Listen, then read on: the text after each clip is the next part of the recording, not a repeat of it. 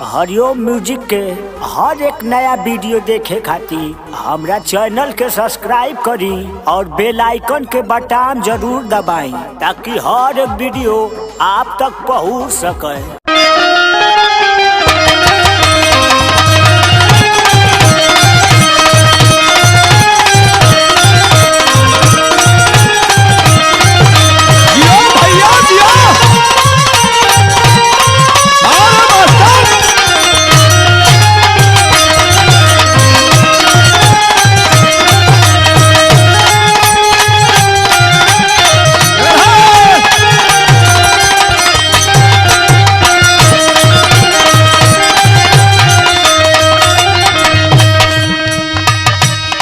साथियों, हरिओम music centre Azamgarh के सौजन्य से हम गायक धर्मेंद्र यादव जनपद मऊ कोपागंज आपको बहुत बहुत प्रणाम करता हूं। सादर जय हिंद, जय समाजवाद।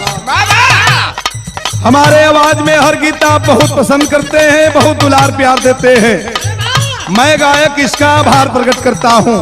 कैमरा पर राजन भाई रिकॉर्ड कर रहे गीत को जितेंद्र भाई उर्फ जित्तू जी हमारे हारमोनियम पर संगत कर रहे हमारे भाई अच्छे लाल यादव जी ढोलक पे संगत कर रहे भाई जोगिंदर शर्मा जी बगल में बैठे कोरस पे जोगिंदर राजभर जी दुर्विजय भारती जी बैठे हैं बेंजू पर संगत कर रहे भाई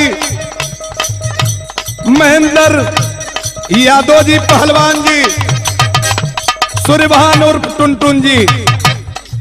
मैं सभी लोगों का स्वागत करता हूं।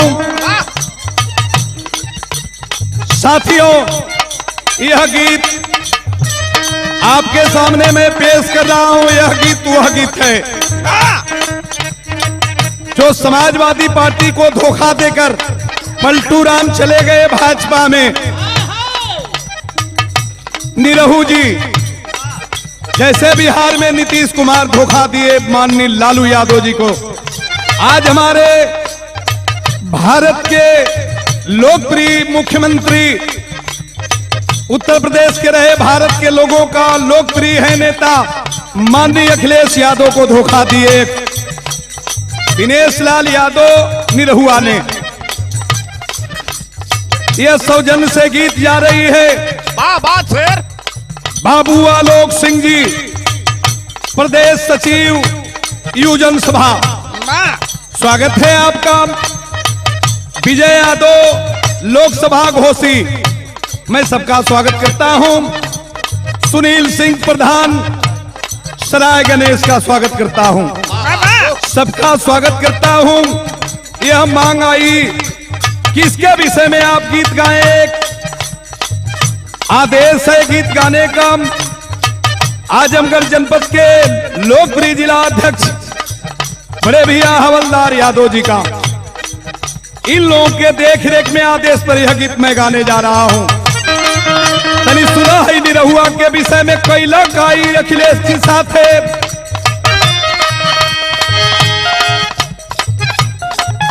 अरे अखिलेश के करनी भुलाई गैला निरहू भैया के करनी भुलाई गैला निरहू मोदी के गोदी में लुकाई गैला निरहू।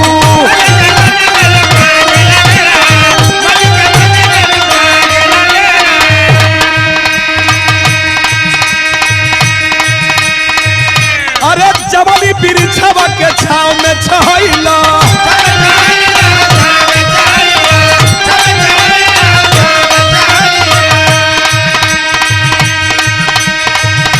अब वही के काटे कुल्हाड़ी लेके आइला।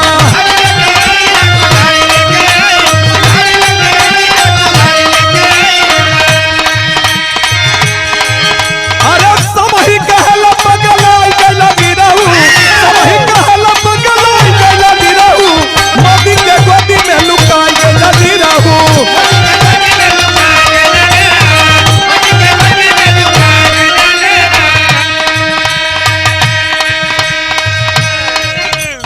जाए निरहू भैया अखिलेश भैया की करनी के भुला गईला।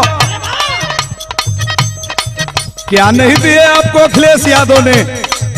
किस चीज की कमी कर दिए?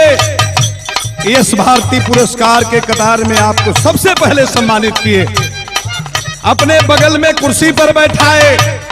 जिस मंच पे आप देखे होंगे अखिलेश भैया इतना सम्मान निरहू का किए। पहले निरहू जी बोलेंगे, उसके बाद मैं बोलूंगा। भूल गया आप भैया की करनी को। तलिहाई सुना जवन वर्दी पहिर के आयल हुआ गेरुआ धारी।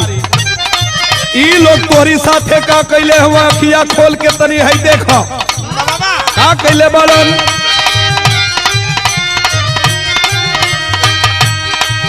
अरे जकरे हो नाम का चढ़ोले बाला वर्दी।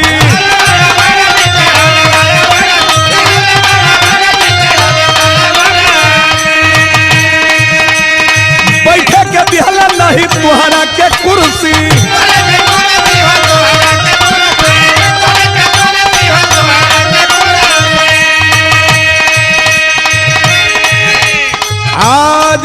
आज भी देखिए भाजपा वाले कितने चालबाज हैं।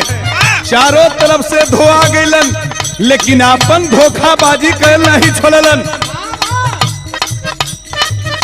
यही सामंतवादियन के फेरा में पड़ के निरहू आ गईला भाजपा में। कोई दिक्कत नहीं हम समाजवादियों को, लेकिन अपने ऊपर तो शर्म करो। जिस दिन ये भारतीय जनता पार्टी का सदस्यता ग्रहण किया, आप देखे होंगे इसे कुर्सी भी नहीं दिए बैठने के लिए लोग। जिस दिन शशिकांत पत्रकार को तूने गाली दिया था, यही भाजपा वाले तुम्हारा पुतला फूके और हम समाजवादी तुम्हारे साथ मुस्तैदी से खड़े रहे। फिर भी शर्म नहीं आती है तो अगली लाइन सुनो। अरे बैठे क्या दिहला नहीं तुहरा के कुर्सी।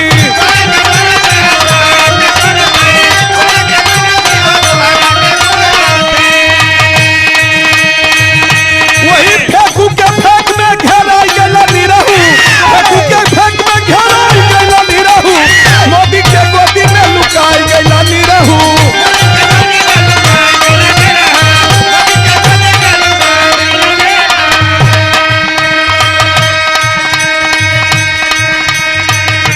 दत्तवा चियारत गईला भाजपा में।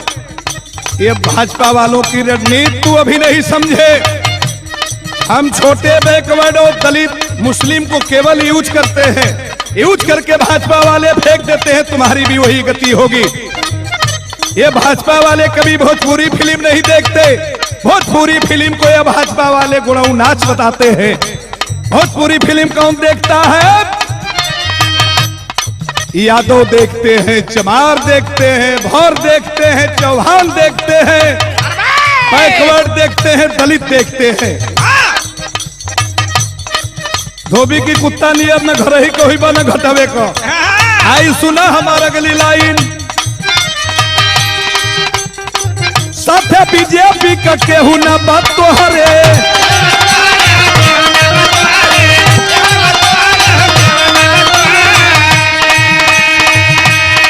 यही से बात लड़ाई से बहरे।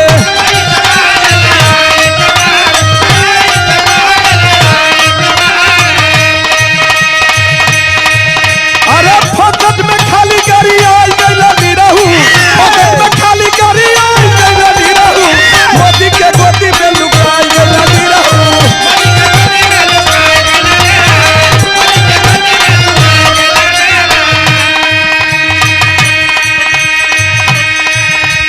जब ये लोग सुन लिए कि भाजपा में शामिल हो गया और तुम कहते हो कि अखिलेश के खिलाफ आजमगढ़ से चुनाव लड़ूंगा। यह आजमगढ़ की धरती वीरों की धरती है। यहाँ के लोग वीर होते हैं, बहादुर होते हैं। हर जात के लोग मन बना करके अखिलेश के साथ आज मुस्तैदी से खड़े हैं। जमानत जब्त हो जाएगी तुम्हारी। बहुत समझावल गईला के समझावल तनिहाई सुना। तो क्या समझौला बाटे काशी सुरेंद्र।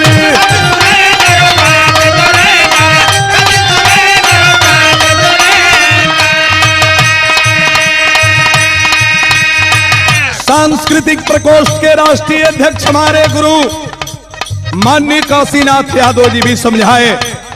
उनके ही वजह से इसको इतना बड़ा सम्मान मिला, यश भारती का पुरस्कार मिला। हमारे गुरु सुरेंद्र यादव जी समझाए। और एक बात बता दूं, बागी बलिया के सुरेंद्र यादव बिरहा सम्राट बहुत रुपया दे रहे थे भाजपा वाले, हमारी गीत गा दो, कैसेट में गा दो। सुरेंद्र यादव ने आवाज दिया कि मरना पसंद है, लेकिन ये भाजपा वालों की गीत में जब तक सांस रहेगी तब तक कभी नहीं गा सकता। मरने की बाद मेरी लाश समाजवादी झंडे में लपेटी जाएगी। हमारे गुरु सुरेंद्र यादव की आवाज है, लेकिन उन्हीं का मैं शिष्य हूं धर्मेंद्र यादव। चैलेंज दे रहा हूं, समझा भी रहा हूं निरहुआ को। शर्म हो तो अब से भी समझ जाओ। का कहना अम्बा मास्टर तो क्या समझौला बटे काशी सुरेंद्र।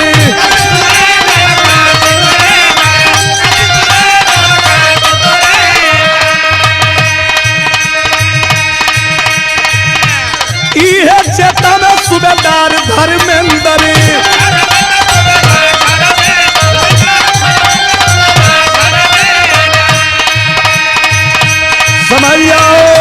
समझ जाओ, अभी वक्त बाकी है, समझ जाओ।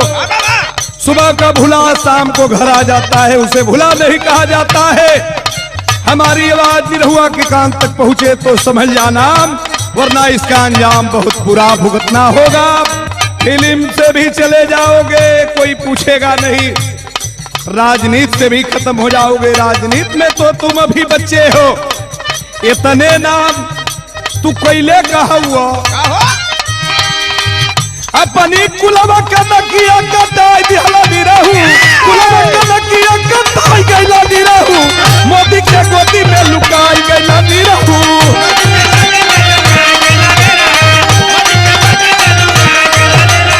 मोदी के गोदी में लुकाई गइला निरहु।